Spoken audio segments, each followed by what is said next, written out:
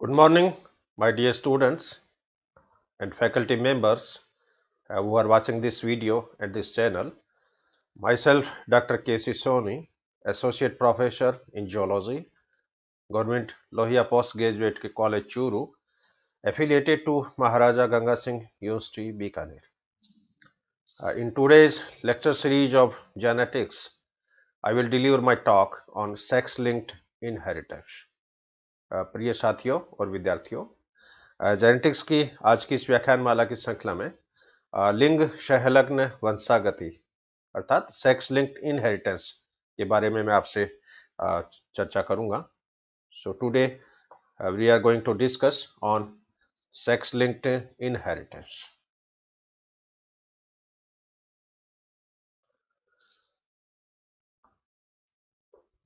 प्राणियों में दो प्रकार के क्रोमोसोम्स पाए जाते हैं.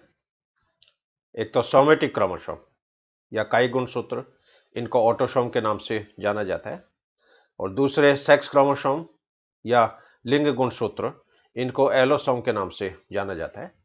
इसलिए प्राणियों में दो प्रकार के क्रोमोसोम्स पाए जाएंगे, ऑटोसोम और एलोसोम. ऑटोसोम की संख्या अलग अलग हो सकती है, लेकिन एलोसोम प्राय एक जोड़ी होते हैं.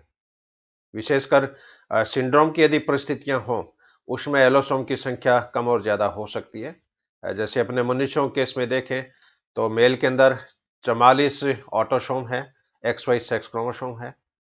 फीमेल के केस में यदि देखें तो उसमें 44 ऑटोसोम है और XX सेक्स क्रोमोसोम है. तो ह्यूमन बॉडी के अंदर 23 जोड़ी गुणसूत्र है, यानी टोटल 46 क्रोमोसोम्स है. Genes are present on both of these chromosomes. इन दोनों गुणसूत्रों पर जीन्स उपस्थित होते हैं.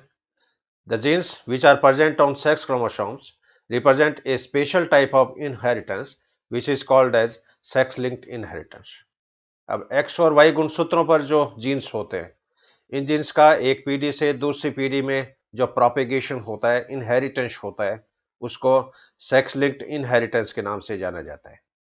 हालांकि जीन्स सोमेटिक क्रोमोसोम पे भी होते हैं, वो जीन्स भी पीढ़ी दर पीढ़ी प्रोपेगेट होते हैं, लेकिन उनकी वंशागति का तरीका अलग तरह का होता है.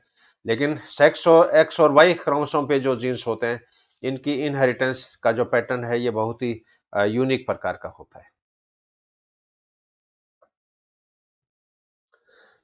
The characters controlled by genes present on sex chromosomes are called as sex-linked characters.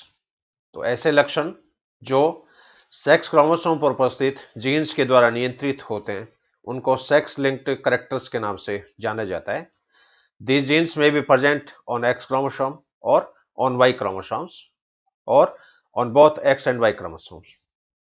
ये जो जीन्स हैं, ये X गुणसूत्र पर भी उपस्थित हो सकते हैं, Y क्रोमोसोम पे भी उपस्थित हो सकते हैं, या X और Y दोनों क्रोमोसोम पे उपस्थित हो सकते हैं. Mostly sex link characters play a recessive role. ज्यादातर जो लिंग सहलग्न लक्षण होते हैं, ये रिसेसिव रोल अदा करते हैं, यानी ज्यादातर ये अप्रभावी प्रकार के होते हैं. These characters appear more clearly in male rather than female. अब ये सेक्स लिंक जो लक्षण है, ये नर में अधिक प्रकट होते हैं. इसका मुख्य कारण है कि नर में X और Y क्रोमोसोम्स होते हैं. X और Y दोनों समजात गुणसूत्र नहीं है, इसलिए X क्रोमोसोम पे जो जीन्स होते हैं, वो अकेले होते हुए भी, सिंगल डोज में होते हुए भी, वो अपने लक्षणों को प्रकट करते हैं. लेकिन फीमेल में XX क्रोमोसोम्स पाए जाते हैं, और फीमेल में यदि एक X क्रोमोसोम पे जीन्स हो तो ऐसी फीमेल कैरियर का काम करेगी, और यदि ये जीन्स दोनों ही X क्रोमोसोम पे प्रेजेंट हो तो वो लक्षण उसके अंदर प्रकट होता है. इसलिए नर में तो X क्रोमोसोम उपस्थित जीन्स हमेशा प्रभावी होंगे, हमेशा लक्षण प्रकट करेंगे, लेकिन फीमेल के केस में वो कैरियर भी हो सकती है और अफेक्टेड भी हो सकती है. Genes which are present on X chromosome, their allelic form are not present on Y chromosomes. ऐसे जीन्स जो X गुणसूत्र पर होते हैं, इनके एलिलिक प्रतिरूप Y गुणसूत्र पर उपस्थित नहीं होते हैं. Pattern of inheritance of sex link characters में बी वेरिएबल. लीज सेक्स लक्षणों की वंशागति भिन्नित प्रकार की हो सकती है, वेरिएबल प्रकार की हो सकती है. All affected females have affected father. जो भी प्रभावी मादाएं होंगी उनके फादर हमेशा प्रभावी होंगे। यानी जिन महिलाओं में सेक्स लिंक करेक्टर्स डेवलप हो रहे हैं या सेक्स लिंक प्रकट है, उनके फादर में भी वो सेक्स लिंक करेक्टर्स पाया जाएगा। लेकिन इनकी मदर जो है वो अफेक्टेड भी हो सकती है और कैरियर का काम भी कर सकती है। Pattern of sex link inheritance. अब ये लिन संलग्न जो लक्षण है ये पीढ़ी दर पीढ़ी प्रोपेगेट कैसे होते हैं, तो इनका जो पैटर्न है उनकी दो आधार पे हम स्टडी कर सकते हैं। एक तो on the basis of chromosomal linkage, गुणसूत्र में सहलग्नता के आधार पर, और सेकंड प्रतिरूप इनका हो सकता है on the basis of transmission from generation to generation, एक पीढ़ी से दूसरी पीढ़ी में लक्षणों के संचरण के आधार पर इनका अध्ययन कर सकते हैं। तो फर्स्ट पैटर्न है on the basis of chromosomal linkage, यानी लिंग सहलग्नता के आधार पर।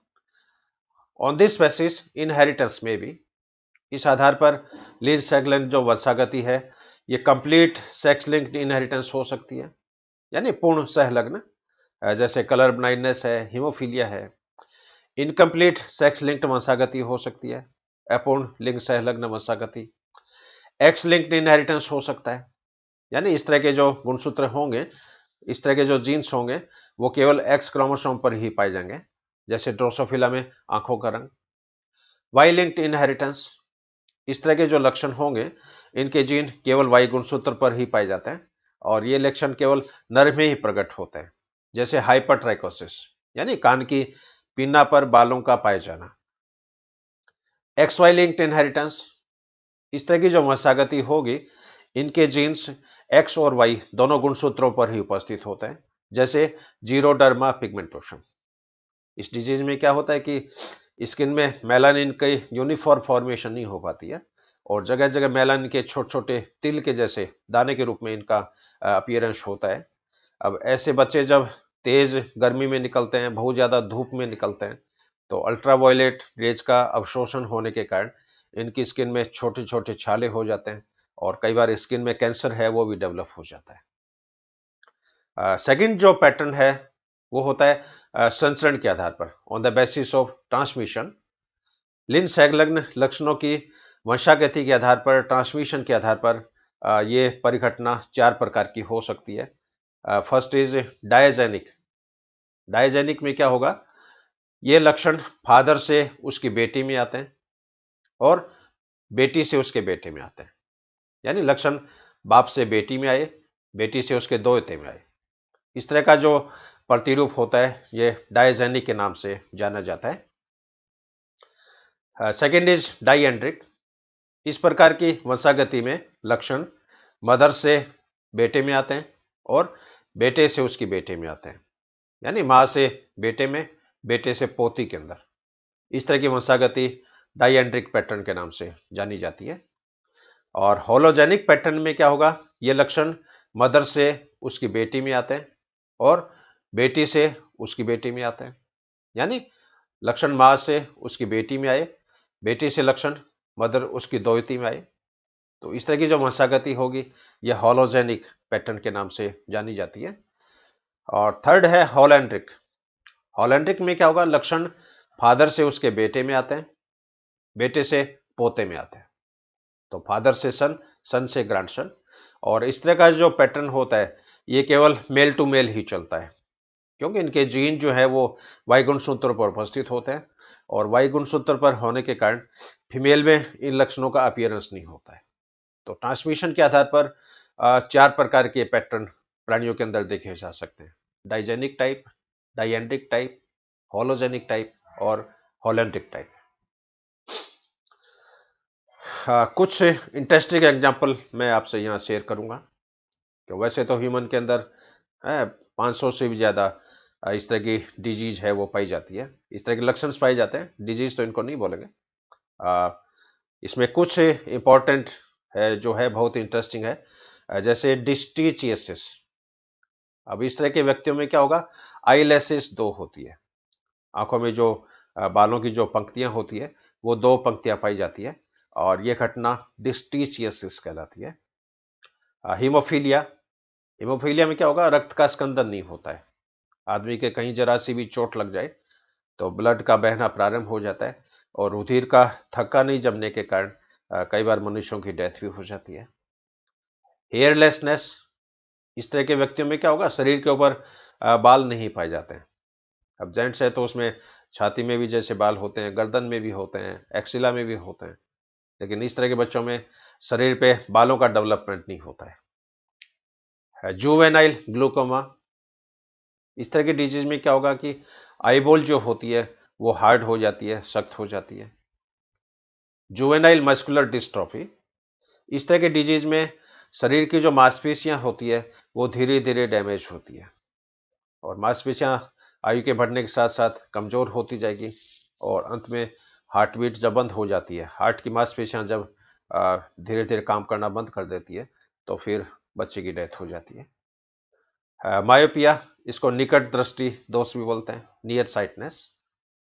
मिस्टैग्मम, इसमें क्या होगा कि आईबॉल जो होती है, आंखों की जो पलकें होती है, ये अनैच्छिक रूप से ऑसिलेट करती है, क्योंकि जनरली मसल्स हैं ये ऐच्छिक प्रकार की होती है। आप चाहो तो आंख को दाएं बाएं घुमा सकते हो, पलकों को ऊपर नीचे कर सकते हो, लेकिन कई बार ये ऐच्छिक मांसपेशियां अनैच्छिक मांसपेशियों की तरह व्यवहार करती है और यह घटना मिस्टेगमम के नाम से जानी जाती है। मिट्रल स्टेनोसिस, इसके अंदर क्या होगा, हार्ट में जो मिट्रल वाल्व होता है ये अब नॉर्मल होता है, असामान्य प्रकार का होता है। ऑप्टिक एट्रोफी, इसके अंदर क्या होगा, ऑप्टिक तंत्रिकाएं जो होती है ये क्षतिग्रस्त हो जाती है, डैमेज हो जाती है और ऑप्टिक नर्व जब डैमेज होती है तो मनुष्य का विजन जो होता है, देखने की जो परिघटना है वो बाधित होती है। कलर ब्लाइंडनेस, इस तरह की डिजीज में मनुष्य रंगों में विभेदन नहीं कर पाता है, विशेषकर जो 3 प्राइमरी कलर है, रेड ब्लू ग्रीन, उसके अंदर डिमार्केशन नहीं कर पाता है, डिफरेंशिएशन नहीं कर पाता है। हाइपरट्राइकोसिस, इस तरह के लक्षण में क्या होगा, मनुष्य में कान के पिन्ना के ऊपर बाल पाए जाते हैं, presence of hair on ear पिना।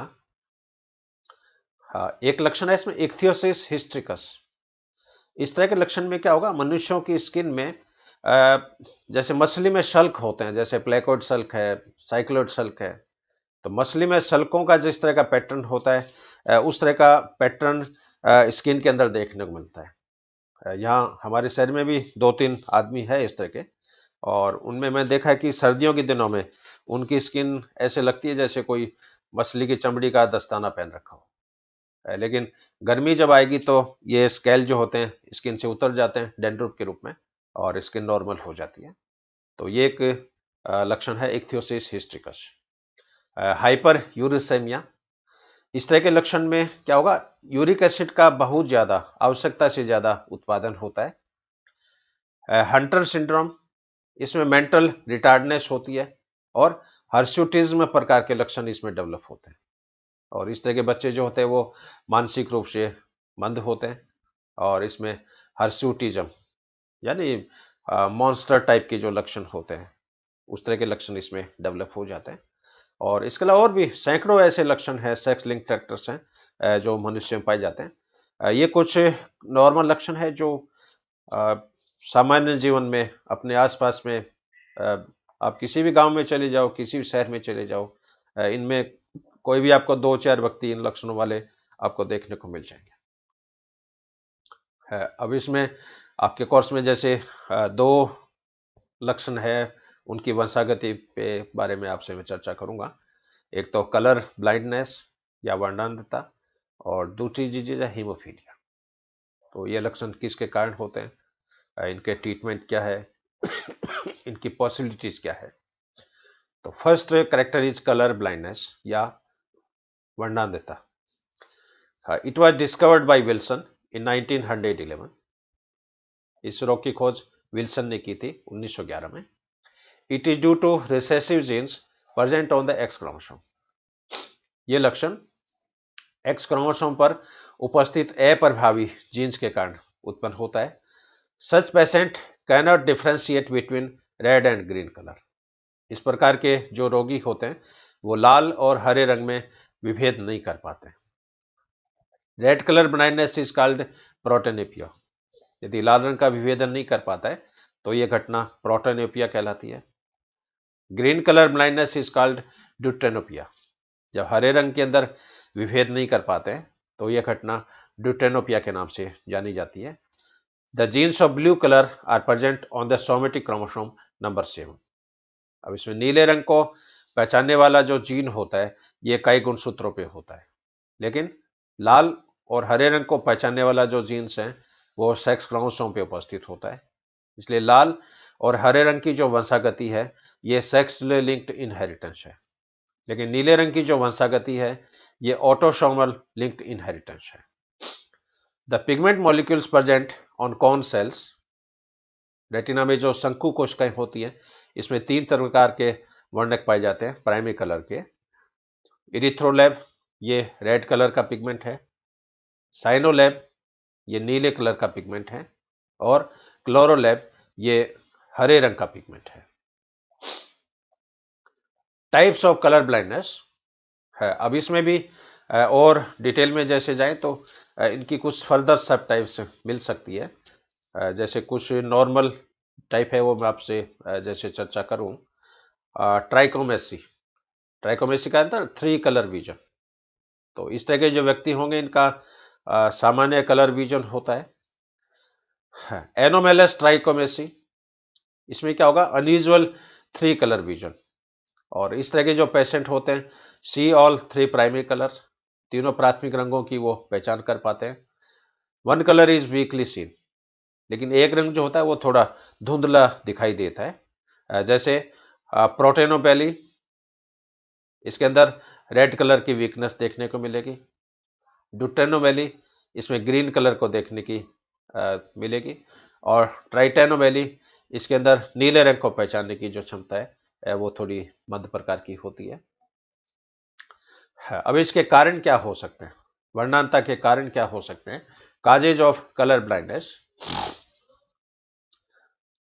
तो जनरल कंडीशंस में क्या होता है कि रेड और ग्रीन और blue colour blindness is pass down from parents. ये लक्षण पीढ़ी दर पीढ़ी है वो प्रोपिगेट होता है। Gene responsible is on x chromosomes, इनके लिए उत्तरदायी जो जीन है वो एक्स गुणसूत्र पर उपस्थित होते हैं नीले रंग को छोड़कर। जो नीले रंग के लिए जो रेस्पॉन्सिबल है वो तो सोमेटिक क्रोमोसोम्स पे होते हैं। Mutation capable of causing color blindness originate from at least 19 different chromosomes and many different genes। तो म्यूटेशंस के कारण लगभग 19 गुणसूत्र ऐसे हैं जिनमें म्यूटेशन के कारण ये परिस्थितियां जो है वो उत्पन्न हो सकती है। More males are affected, the females are basically career.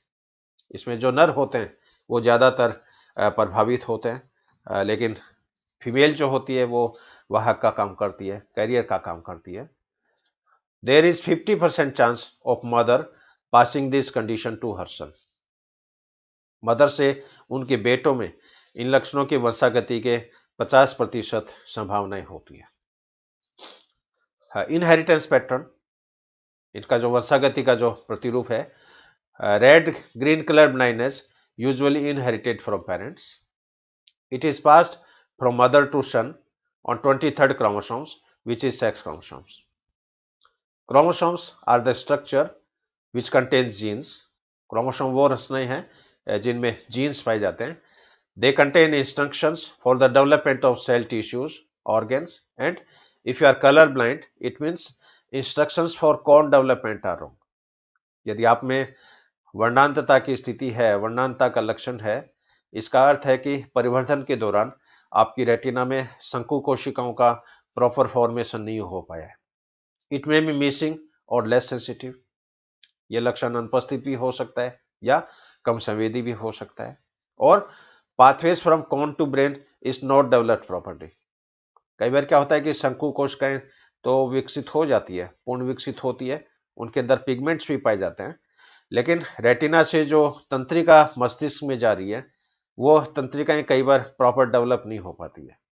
उसके कारण आंखों से आप जो भी देख रहे हो वो लक्षण आपके ब्रेन तक पूरी तरह प्रोसेस नहीं हो पाते हैं, ब्रेन में इनका एनालिसिस नहीं हो पाता है।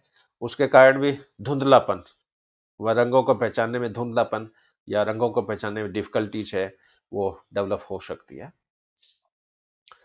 हाँ, इनके ट्रीटमेंट के लिए क्या तरीके हो सकते हैं? There is no treatment currently. वर्तमान में इसके उपचार के लिए कोई भी टेक्निक नहीं है, कोई भी ट्रीटमेंट नहीं है। कलर फिल्टर्स और contact lenses can be used in such situation to enhance the brightness between some colours. कई बार क्या होता है, इस तरह की वर्णांता की स्थिति होती है, अ, अ, तो इसके अंदर फिल्टर, चश्मे में फिल्टर जो होते हैं वो लगाए जाते हैं, या कॉन्टैक्ट लेंस होते हैं, उसके कारण थोड़ा ब्राइटनेस में फर्क आ जाता है और उसके कारण इनका डिटेक्शन है वो संभव हो पाता है। For acquired colour vision deficiency, once the cause has been established and treated, your vision may be return to normal. और कई बार कलर विजन की डिफिशियंसी का ट्रीटमेंट होने के बाद में थोड़े दिनों बाद में दृश्य क्षमता है वो सामान्य हो जाती है। जैसे इस फिगर में आप देख रहे हो, ये ओरिजिनल टेक्स्ट है। जैसे बैकग्राउंड तो जैसे ग्रीन कलर का है और इसमें अक्षर जो टाइप किए हैं ये रेड कलर के हैं। अब अलग अलग वर्णांता के जो पेशेंट हैं उनको इस तरह का दिखाई देगा। जैसे ड्यूटेनोपिया के पेशेंट हैं उनको ये लक्षण इस तरह का दिखाई देगा। प्रोटोनीमिया के जो पेशेंट हैं उनको ये करेक्टर इस तरह के दिखाई देंगे। और टाइटेनोपिया के जो पेशेंट हैं उनको ये लक्षण इस तरह के दिखाई देंगे। कई बार डॉक्टर इस तरह का भी टेस्ट करते हैं। ये प्रिंटेड जैसे फिगर है और इसमें जैसे लाल रंग के, हल्के लाल रंग के जैसे स्पॉट्स हैं, ग्रीन रंग के जैसे स्पॉट है, और अब इसमें आप देख रहे हो 74 है वो लिखा हुआ है। अब यदि आपकी आंखों का कलर विजन सही है तो आप इजीली एकदम डिटेक्ट कर पाते हो कि हाँ इस पे 74 है वो छपा हुआ है। तो ये एक सामान्य टेस्ट करने का एक चार्ट है। Second example is haemophilia. It was discovered by John Cotto in 1803। इस रोग की खोज सबसे पहले जॉन कॉटो ने की थी। In these person anti haemophilic factor is absent. इस तरह के जो व्यक्ति होंगे उसके अंदर रक्त को स्कंदन करने वाला जो कारक होता है एंटी हीमोफिलिक फैक्टर, वो इसमें अनुपस्थित होता है और अनुपस्थित होने के कारण लगातार रक्त की ब्लीडिंग होती है। It is also called as bleeder disease. इस रोग को ब्लीडर डिजीज के नाम से भी जाना जाता है। Also called as royal disease. इसको शाही रोग भी बोलते हैं क्योंकि ये बीमारी ब्रिटेन की जो एलिजाबेथ फैमिली है, विक्टोरिया फैमिली है, उनमें ये लक्षण पीढ़ी दर पीढ़ी जैसे प्रोपिगेट हो रहा है। तो शाही परिवार के अंदर ये बीमारी होने के कारण इसको रॉयल डिजीज के नाम से भी जाना जाता है। It's inheritance is criss cross type. इसकी जो वंशागति है उस वंशागति का जो प्रतिरूप है वो जिगजग प्रकार का होता है या क्रिसकस प्रकार का होता है। और इस डिजीज के अंदर मेल इज ऑलवेज एक्सप्रेस। नर में ये लक्षण तो हमेशा ही प्रकट होगा क्योंकि नर में एक्स वाई कंडीशन होती है और एक्स क्रोमोसोम पे भी यदि कोई जीन हो तो वो लक्षण नर के अंदर प्रकट हो जाएगा। In female in heterozygous conditions females are carrier. Female में विषम युग्मजी यदि प्रावस्था हो, यानी एक एक्स क्रोमोसोम पे जीन हो, एक एक्स क्रोमोसोम पे जीन्स नहीं हो, तो ये मादाएं हमेशा वाहक का कार्य करती है या कैरियर का कार्य करती है। In female homozygous conditions they are always affected. यदि फीमेल में दोनों ही एक्स क्रोमोसोम पे ये जीन उपस्थित हो तो उस फीमेल में ये लक्षण प्रकट होता है। इसलिए सेक्स लिंक कैरेक्टर्स नर में तो हमेशा प्रकट होते हैं और फीमेल में सिंगल डोज में होंगे तो वो कैरियर का काम करेगी, और डबल डोज यानी होमोजाइगस कंडीशन में होने पर ये लक्षण फीमेल में हमेशा प्रकट होंगे। Haemophilia, its definition, rare bleeding disorders due to inherited deficiencies in coagulation factors। अब हीमोफीलिया जो है वो कई प्रकार का होता है। अलग अलग बुक्स में अलग अलग इनकी जैसे टर्मिनोलॉजी या इनका क्लासिफिकेशन देखने को मिलेगा। जैसे हीमोफीलिया ए, इसको क्लासिकल हीमोफीलिया के नाम से भी जाना जाता है और ये हीमोफीलिया जो होता है ये 8वें फैक्टर की अनुपस्थिति के कारण होता है। It is due to deficiency of factor 8। Haemophilia B, इसको क्रिसमस डिजीज के नाम से भी जाना जाता है और ये बीमारी 9वें फैक्टर की अनुपस्थिति के कारण होती है। वॉन विलीब्रंड डिजीज, ये एक तरह का ब्लीडिंग डिसऑर्डर्स है, और इस बीमारी में ब्लड में 8वां फैक्टर जो होता है एंटीफिलिक फैक्टर, उसकी मात्रा बहुत कम होती है। It is due to low level of factor 8, but also an abnormality of platelet adhesiveness. तो कई बार प्लेटलेट में आसंजकता की कमी के कारण भी ये जो कंडीशन है वो डेवलप हो जाती है।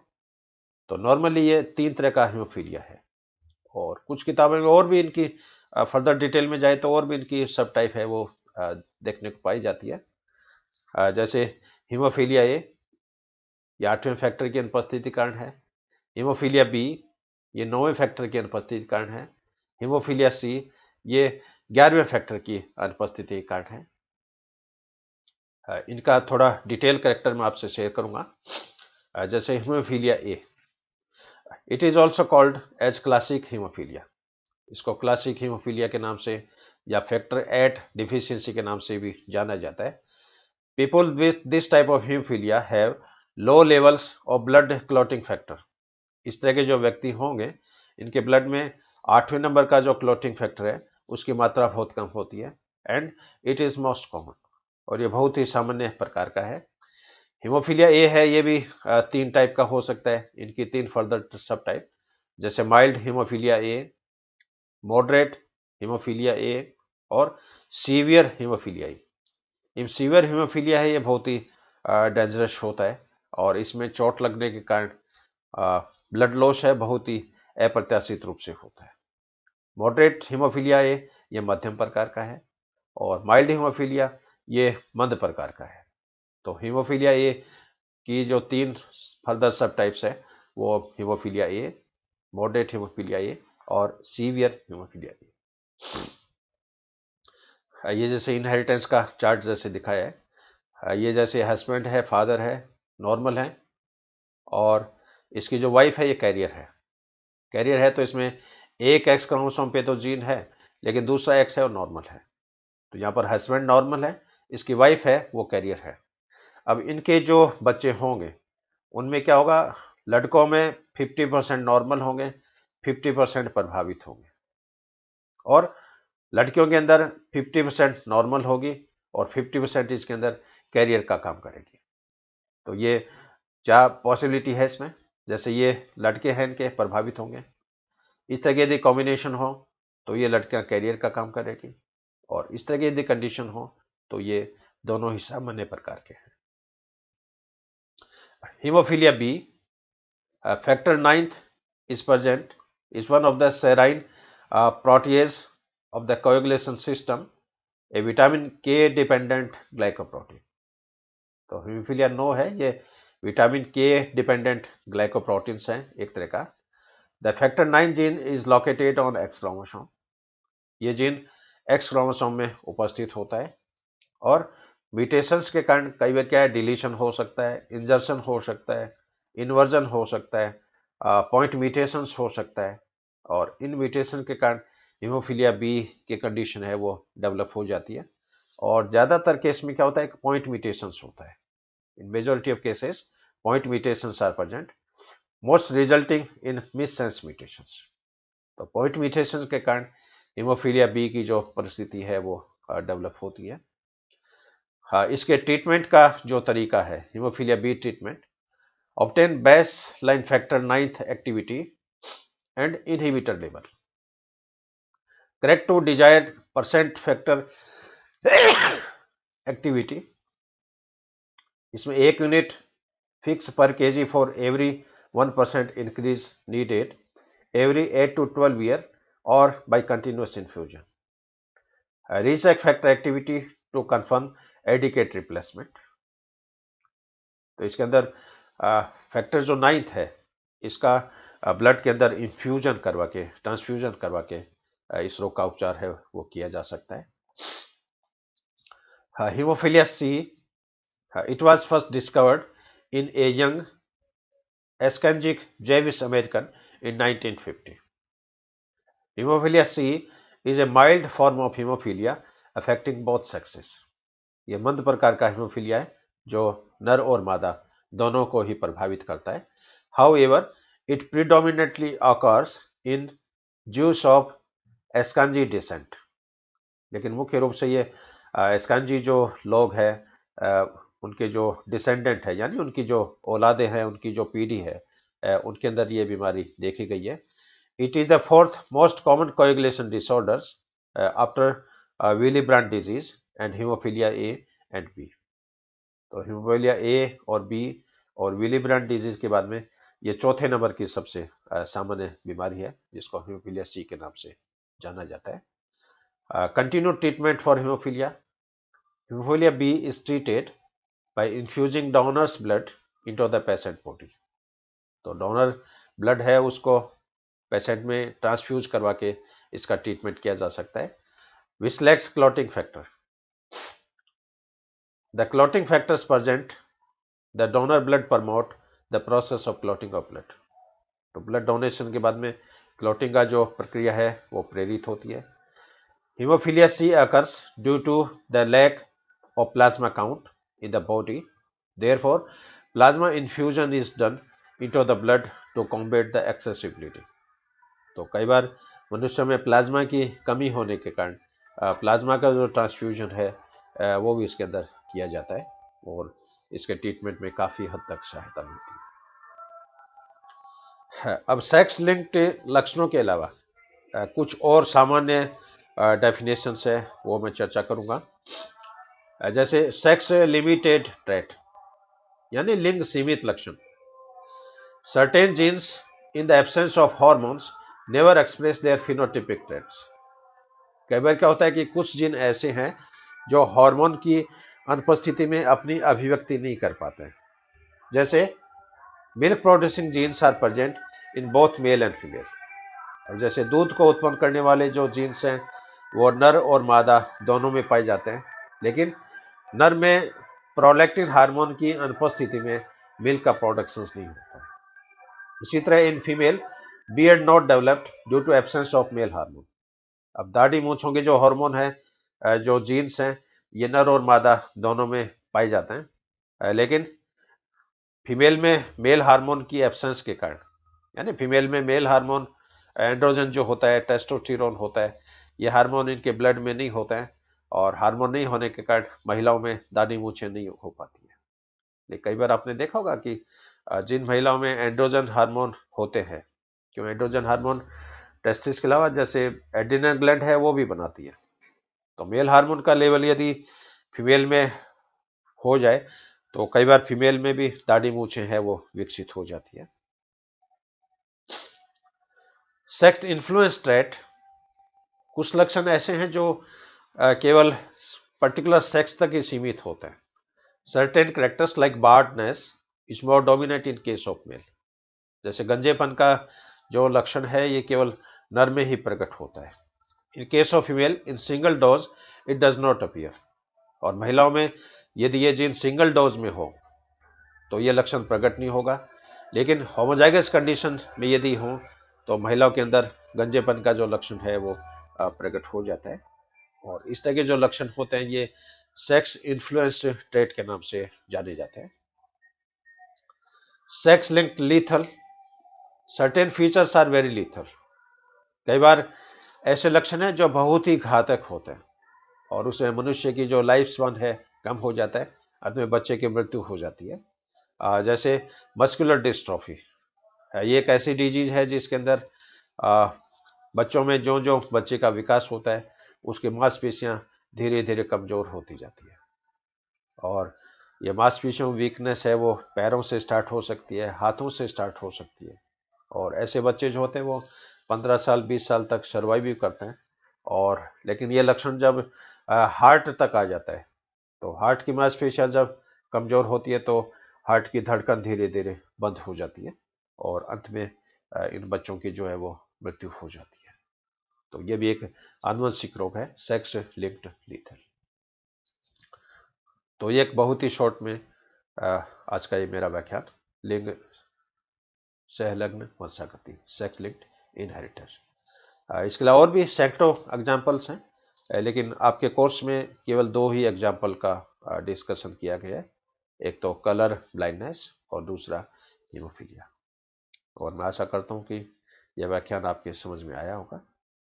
और फिर भी किसी तरह का कोई कन्फ्यूजन हो, कोई क्वेरी हो, तो आप निसंकोच व्हाट्सएप नंबर के द्वारा, व्हाट्सएप ग्रुप के द्वारा, ईमेल के द्वारा आप संपर्क कर सकते हैं और आपकी सारी समस्याओं का समाधान किया जाएगा। और एक बार मेरी तरफ से, हमारे डिपार्टमेंट की तरफ से, हमारे महाविद्यालय की तरफ से, I am highly thankful to you, I am highly grateful to you. Have a good day, have a great day. Thank you very much.